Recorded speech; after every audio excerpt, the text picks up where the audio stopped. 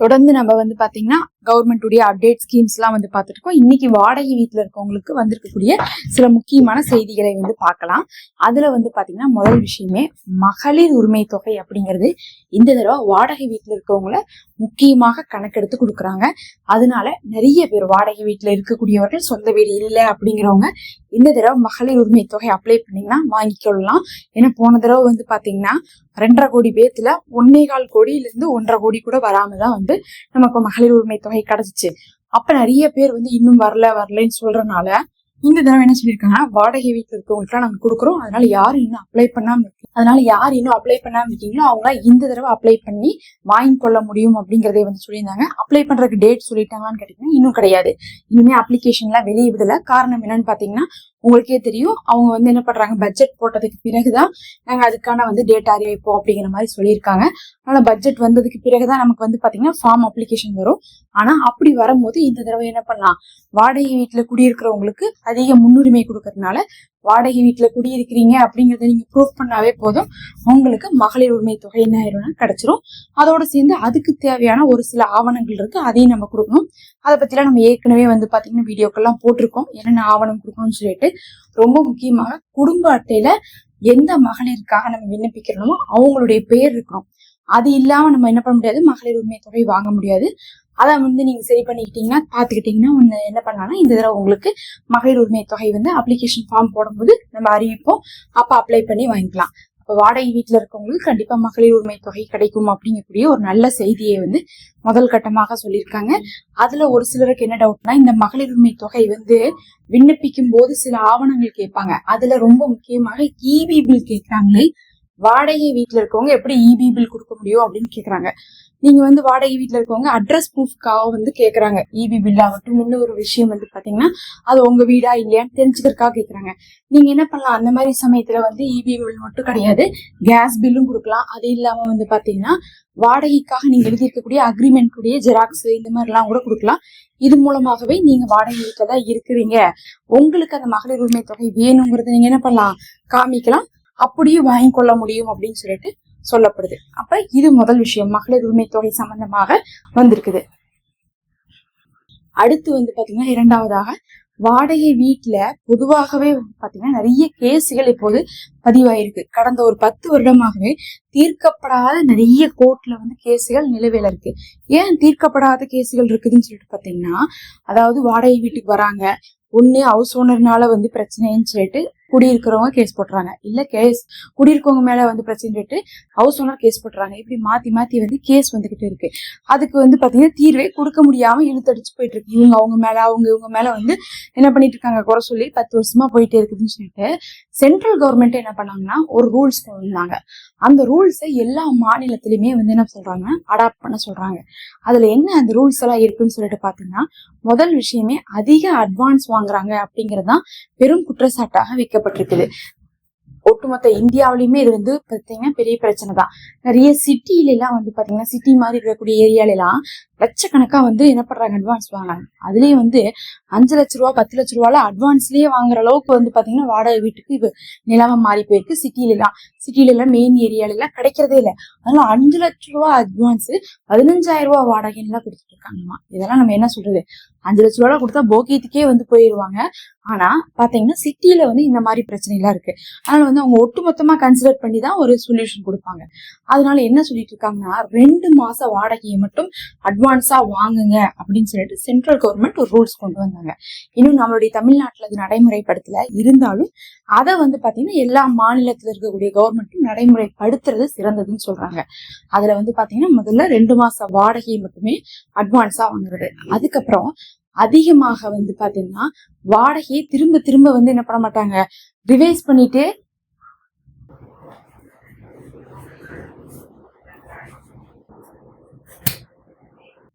அடுத்த பிரச்சனை என்னன்னு பாத்தீங்கன்னா நிறைய ரூல்ஸ் போடுறாங்க.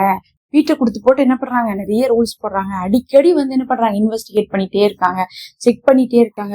அதுக்கு அவங்களுடைய நோன்பு நொடிக்கெல்லாம் எங்களை வந்து என்ன பண்றாங்க, வீட்டை கூட்டுங்க, தொடங்க, வாசலை பெருக்குங்கன்னு இருக்காங்க அப்படின்னு சொல்லிட்டு என்ன இருக்குன்னா கேஸ் பதிவே இருக்கு. அதனால என்ன சொல்றாங்கன்னா, நீங்க வீட்டை வாடகை கொடுத்தா அதை நீங்க என்ன பண்ணக்கூடாது, அதுல நீங்க அதிக ரூல்ஸ் எல்லாம் போடக்கூடாது, நியாயமா அவங்க வீட்டை வந்து பத்திரமா வச்சுக்கணும், அதோட முடிஞ்சோ. தவிர மத ரீதியாக வந்து எங்களுடைய மதம், எங்களுடைய இந்த மாதிரியான சிறப்புக்குரிய நாள் அப்படின்னு சொல்லிட்டு நீங்க எந்த ரூல்ஸ் போடக்கூடாது, அத்துமீறி அந்த வீட்டுக்குள்ள போய் நுழையிறதுலாம் இருக்கக்கூடாது. எப்பயாவது ஒரு நாள் அப்படிங்கிறது வந்து நீங்க உங்கள்ட்ட பர்மிஷன் கேட்டுதான் போற மாதிரி இருக்கும், தவிர நீங்க அடிக்கடி போறது, செக் பண்றது, அவங்க வேலை வாங்குறது அப்படிங்கிறது இருக்கக்கூடாதுன்னு சொல்லிட்டு என்ன பண்ணிருக்காங்கன்னு பாத்தீங்கன்னா சென்ட்ரல் கவர்மெண்ட் வந்து அந்த ரூல்ஸ்ல கொண்டு வந்திருக்காங்க. இது வந்து பாத்தீங்கன்னா ஹவுஸ் ஓனர் வந்து யாரெல்லாம் ரொம்ப ரூல்ஸ் போடுறாங்களோ அவங்களுக்கு.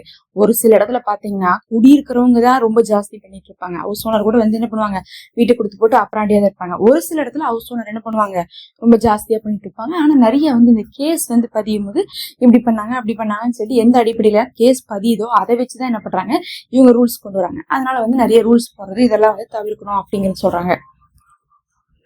அடுத்து வந்து பாத்தீங்கன்னா ரொம்ப முக்கியமாக 2 பேருமே பதிவு பண்ணுமாமா. ஒருத்தவங்க வாடகைக்கு வர்றவங்க, நாங்க இந்த வீட்டுக்கு தான் வாடகைக்கு வந்திருக்கோம்னு சொல்லிட்டு பதிவு பண்ணணும். அதுக்கப்புறம் வாடகைக்கு வச்சிருக்கவங்க, நாங்க இவங்களதான் வச்சிருக்கோம், இத்தனை ரூபாய்க்கு வச்சிருக்கோம், நாங்க இப்படிதான் அந்த காசை வாங்குறோம்னு சொல்லிட்டு கவர்மெண்ட்டுக்கு பதிவு பண்ணுங்கிறாங்க. இதுல என்ன பிரச்சனைன்னு பாத்தீங்கன்னா ஹவுஸ் ஓனர் வந்து கணக்கு கொடுக்குற மாதிரி இருக்கும். அது அவங்களுக்கு வந்து பாத்தீங்கன்னா உங்களுக்கே தெரியும், டாக்ஸ் ப்ராப்ளம்லாம் வரும். அந்த மாதிரி ஒரு விஷயம் கணக்கு வரணும், என்னென்ன காசு வாங்குறாங்கன்னு தெரியணும். ஏன்னா வந்து பாத்தீங்கன்னா நம்ம தொழில சம்பாதிக்கிறோம், ஏதோ ஒரு பேங்க் அக்கௌண்ட்ல வருதுன்னா அதெல்லாம் வந்து கணக்குள்ள வருது, மத்ததெல்லாம் கணக்குலயே வரமாட்டேங்குது. எத்தனை வீடு இருக்குது, என்ன வாடகை வருது, எதுவுமே தெரிய மாட்டேங்குது. அதெல்லாம் கவர்மெண்ட்டுக்கு தெரியணுங்கிறதுக்காக இதை சொல்லியிருக்காங்க. அது மட்டும் இல்லாம குடி வர்றவங்க ஆதார் கார்டுல உங்களுடைய அட்ரஸ மாத்தி இருக்கணும் அப்படின்னு சொல்றாங்க. வந்ததுக்கு பிறகு ஒரு குறிப்பிட்ட டைம் இருக்கு, அந்த டைமுக்குள்ள இத்தனை வாரம் இத்தனை மாசம் இருக்கு, அதுக்குள்ள மாத்தி இருக்கணுங்கிறாங்க. ஏன்னா நிறைய பேர் ஆதார் கார்டு வந்து பாத்தீங்கன்னா உருவாகின காலத்துல இருந்து ஒரே அட்ரஸ்லயே வச்சிருப்பாங்க. ஆனா அவங்க 10 வீடு மாதிரி வந்திருப்பாங்க, ஆனா ஆதார் கார்டுல அட்ரஸ் மாத்த மாட்டாங்க. ஆனா கவர்மெண்ட்டை பொறுத்தளவுக்கு ஆதார் அப்படிங்கிறது ஒரு தனி மனிதனுடைய அடையாளம். அப்போ ஒரு தனி மனிதனுடைய அடையாளத்துல இருக்கக்கூடிய அட்ரஸே தப்புனா அந்த மனிதனுடைய அடையாளமாக அதை எப்படி கணக்கெடுத்துக் கொள்ள முடியும்? அதனால அதெல்லாம் அப்டேட் பண்ணும், ஒவ்வொரு தடவையும் வீடு மாறும்போது நீங்க என்ன பண்ணும், அதை அப்டேட் பண்ணும் அப்படிங்கறத சொல்லியிருக்காங்க. அப்ப வந்து அதுவும் வந்து பாத்தீங்கன்னா 2 பக்கமுமே சொல்றாங்க. ஒரு பக்கம் வந்து காசு வாங்குறத பதிவு பண்ணுங்கிறாங்க, ஒரு பக்கம் வந்து நீங்க குடி வந்திருக்கத வந்து இது பண்ணுங்கிறாங்க. இப்படி நீங்க வந்து இது ஒரு ஆணையத்தின் மூலமாக என்ன பண்ணுவாங்க, ஒரு ஆணையம் அமைச்சு கொடுப்பாங்க, அதுல போய் நம்ம பதிவு பண்ணணும். அப்படி ஆகும்போது என்ன ஆகும்னா இவங்க எல்லாருமே வந்து அதுல பதிவு பண்ணும்போது உங்களுக்கு என்ன ஆயிரும் தெரிஞ்சிடும், ஒரு குறிப்பிட்ட நாட்களுக்குள்ள இவங்க பதிவு பண்ணாட்டினா அது செல்லுபடி ஆகாது. அதாவது நாளைக்கு ஏதாவது பிரச்சனைனா நீங்க அந்த ஆணையத்தின் மூலமாகவே தீர்த்து கொள்ள முடியும். ஏதாவது பிரச்சனை இருக்கு அப்படின்னா நீங்க கேஸ் போடாம இதுக்குன்னு ஒரு கமிட்டி ஃபார்ம் பண்ணிவிடுவாங்க, அந்த கமிட்டிலே நீங்க கம்ப்ளைண்ட் பண்ணிக்கலாம். ஹவுஸ் ஓனரா இருந்தாலும் சரி, நீங்க வந்து வாடகைக்கு வந்திருக்கவங்களா இருந்தாலும் சரி, நீங்க அவங்க மேலேயும் அவங்க இவங்க மேலேயும் ஏதாவது கம்ப்ளைண்ட் இருந்தா கம்ப்ளைண்ட் ரைஸ் பண்ணிக்கலாம். அவங்களே உங்களுக்கு வந்து பஞ்சாயத்து பண்ணி தருவாங்க. அதுக்கப்புறம் வந்து பாத்தீங்கன்னா நீங்க பதிவு பண்ணி இருக்கிறதுனால வந்து உங்களுக்கு என்ன பண்ணுவாங்கன்னா ஹவுஸ் ஓனர் மேலேயோ இல்ல குடியிருக்கவங்க மேலேயோ ஏதோ ஒரு பிரச்சனை வந்து இந்த காலி பண்ற இஷ்யூ இதெல்லாம் வருதுன்னா அவங்களே முன்னாடி இருந்து என்ன பண்ணுவாங்கன்னா நடத்தி கொடுப்பாங்க. இதெல்லாம் வந்து பாத்தீங்கன்னா அந்த கமிட்டி மூலமா கிடைக்கக்கூடிய ஒரு பெரிய அட்வான்டேஜ். அடுத்து ஒரு முக்கியமான விஷயம் அப்படின்னு சொல்லிட்டு பார்த்தா அடிக்கடி காலி பண்ண சொல்லக்கூடாது அப்படிங்கக்கூடிய ஒரு விஷயம். குடி வந்திருக்கவங்களும் அடிக்கடி காலி பண்ணி போகக்கூடாது, அதே மாதிரி குடி வச்சிருக்கவங்களும் அடிக்கடி காலி பண்ண சொல்லிட்டு இருக்கக்கூடாது. வந்தா ஒரு அக்ரிமெண்ட் போட்டு அந்த அக்ரிமெண்ட் பீரியட் முடிகிற வரையும் அவங்க வச்சிருக்கணும். அதே மாதிரி வந்து பாத்தீங்கன்னா வருஷத்துக்கு ஒரு தடவை அக்ரிமெண்ட் போட்டுக்கிறது. அதுக்கப்புறம் வந்து நடுவுல திடீர்னு வந்து என்னுடைய சொந்தக்காரங்க வராங்க, என் பொண்ணு வெளிநாட்டுல இருந்து வரா, இப்படி எல்லாம் சொல்லி காலி பண்ண சொல்லக்கூடாது. 3 மாசமாவது குறைஞ்சது முன்னாடியே சொல்லணும். சொல்லிதான் வந்து அவங்களுக்கு டைம் கொடுத்தா காலி பண்ணி வைக்கணும். அதே மாதிரி குடியிருக்கிறவங்களும் திடீர்னு காலி பண்ணிட்டு சாவி கொடுத்துட்டு போகக்கூடாது. 3 மாசத்துக்கு முன்னாடியே என்ன பண்ணணும், சொல்லிட்டு தான் வந்து காலி பண்ணணும் அப்படின்னு சொல்லிட்டு 2 பக்கமே குடிஞ்சிருக்காங்க. ஏன்னா கேஸ் எப்படி பதிவாயிருக்குன்னு பாத்தீங்கன்னா எங்களை திடீர்னு காலி பண்ண சொல்லிட்டாங்கன்னு சொல்லிட்டு கேஸ் போட்டிருக்காங்க நிறைய பேர். சிலர் என்ன சொல்லியிருக்காங்கன்னா எங்கள்கிட்ட இருக்க இவங்க பாட்டு திடீர்னு போயிட்டாங்க, கடைசியில பார்த்தா எங்களுக்கு வந்து வாடகைக்கு ஆளே கிடைக்கல, நாங்க வந்து ஒரு 3 மாசம் 6 மாசம் வெயிட் பண்ணோங்கிறாங்க. அதனால வந்து 2 பக்கமுமே இந்த பிரச்சனையை ஃபேஸ் பண்ணிருக்கனால 2 பேர்த்தையுமே சொல்லிட்டாங்க 3 மாசத்துக்கு முன்னாடியே சொல்லிட்டு தான் நீங்க என்ன பண்ணணும், காலி பண்ணிவிட்டாங்க. வருஷத்துக்கு ஒரு தடவை வாடகை ஏற்றணும், வருஷத்துக்கு ஒரு தடவை வந்து பாத்தீங்கன்னா இந்த அக்ரிமெண்ட்டை வந்து போட்டு அந்த அக்ரிமெண்ட் டைமை வந்து என்ன பண்ணும், ஃபாலோ பண்ணும் அப்படின்னு சொல்லியிருக்காங்க. முறையா ப்ரொசீஜரா எல்லாத்தையுமே வந்து என்ன பண்ணும், இது பண்ணிக்கணும், டாக்குமெண்ட் பண்ணிக்கணும். அப்பதான் அதெல்லாம் செல்லுபடி ஆகும். அதை விட்டு போட்டு வந்து பாத்தீங்கன்னா எல்லாம் இவங்களுக்குள்ளேயே பேசிட்டு இருப்பாங்க. சண்டை வரும்போது மட்டும் வந்து என்ன பண்றாங்க, கவர்மெண்ட் போனா அது எதுவுமே வந்து ஒத்து வராது, எதுவுமே வந்து ரிட்டர்ன்ல இருக்காது. அதனால நிறைய விஷயங்களை ரிட்டர்ன்ல கொண்டு வராங்க. எப்ப வந்திருக்காங்க, யார் இருக்கா, என்ன அட்ரஸ் எல்லாம் பதிவு பண்ண வச்சு என்ன காசு வாங்குறாங்க, என்ன டாக்குமெண்ட், அது மாதிரி எல்லாம் வந்து எல்லாத்தையும் என்ன பண்றாங்கன்னா ஃபுல்லாவே வந்து கவர்மெண்ட்டுக்கு வர மாதிரி வந்து ஒரு இதை வந்து சென்ட்ரல் கவர்மெண்ட் சொல்லியிருக்காங்க. அதை வந்து பாத்தீங்கன்னா ஸ்டேட் கவர்மெண்ட்டும் வந்து அப்ளை பண்றது நல்லது. எல்லா ஸ்டேட்லயுமே இதை வந்து அப்ளை பண்ணுங்கன்னு சொல்லியிருக்காங்க. தமிழ்நாட்டுல இந்த தடவை வந்து அது அப்ளை பண்ணப்படுமா அப்படிங்கக்கூடிய ஒரு பெரிய எதிர்பார்ப்பை கிரியேட் பண்ணிருக்கு. ஒவ்வொன்னா வந்து என்ன பண்ணிட்டு இருக்காங்க, டிவிகே கவர்மெண்ட்டும் வந்து புது ஸ்கீம்ஸ் எல்லாம் வந்து கொண்டு வந்துட்டு இருக்காங்க. அந்த நேரத்துல இது ஒரு எதிர்பார்ப்பை கொடுத்திருக்கு. பொறுத்திருந்து பார்க்கலாம்.